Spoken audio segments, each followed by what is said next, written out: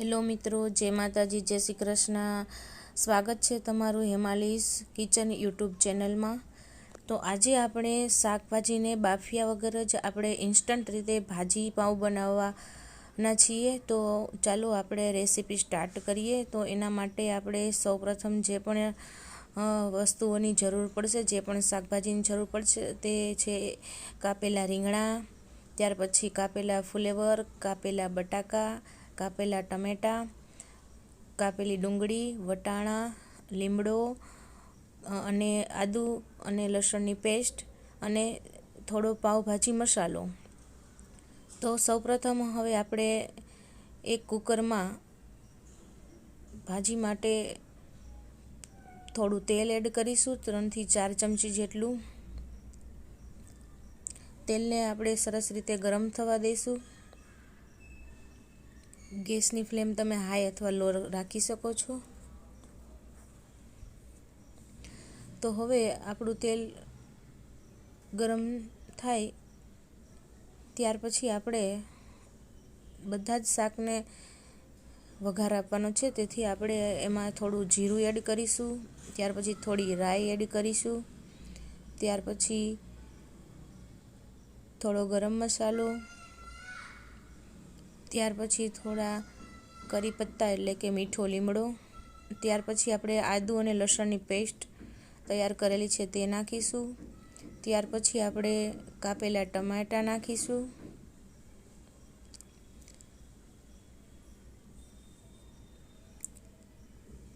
ત્યાર પછી આપણે કાપેલી ડુંગળી નાખીશું,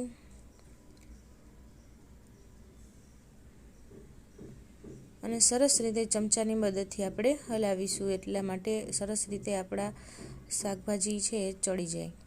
હવે આપણે કાપેલા રીંગણ નાખીશું, ત્યાર પછી કાપેલા બટાકા એડ કરીશું, ત્યાર પછી ફુલાવર એડ કરીશું, ત્યાર પછી થોડા વટાણા એડ કરીશું અને સરસ રીતે આપણે બધા જ શાકને મિક્સ કરીશું અને હલાવીશું। ત્યાર પછી આપણે પાવભાજી મસાલો એડ કરીશું।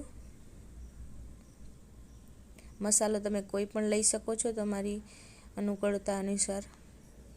ત્યાર પછી લાલ મરચું પાવડર એડ કરીશું, ત્યાર પછી ધાણા જીરું પાવડર એડ કરીશું, ત્યાર પછી સ્વાદ અનુસાર નમક એડ કરીશું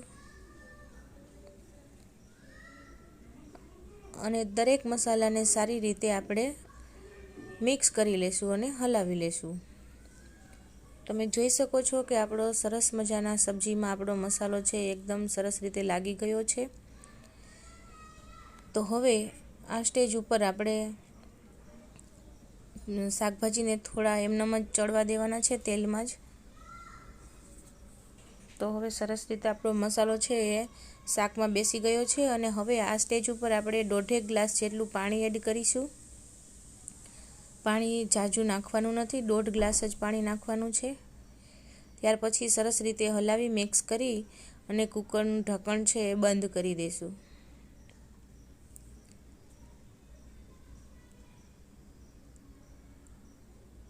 અને 3 સીટી થાય એટલી વખત આપણે એમને ચડવા દઈશું। ગેસની ફ્લેમ હાઈ જ રાખવાની છે અને સરસ રીતે આપણે ચડવા દઈશું। તો મિત્રો જોઈ શકો છો કે માત્ર 3 જ સીટીની અંદર આપણા સબ્જી સરસ રીતે ચડી ગયા છે। તો હવે આ સ્ટેજ ઉપર આપણે હેન્ડ મેસરની મદદથી આપણે દરેક સબ્જીને મેશ કરીશું।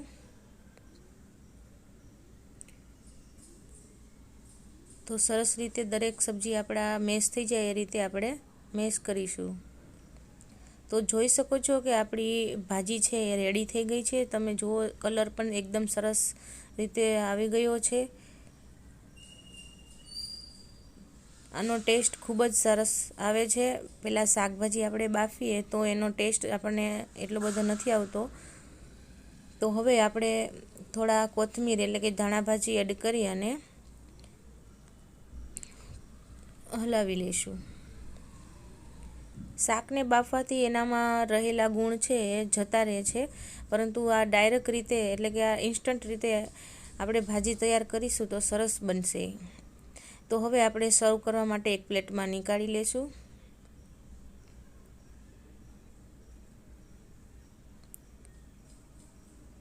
તો મિત્રો જોઈ શકો છો, માત્ર 3 જ સીટીની અંદર માત્ર ને માત્ર દરેક તૈયારીઓ કર્યા પછી 3 જ મિનિટની અંદર સરસ રીતે આપણી ભાજી બનીને તૈયાર થાય છે. તો ભાજી, પાઉં, પાપડ અને કાકડી અને ડુંગળી સાથે આપણે સર્વ કરીશું.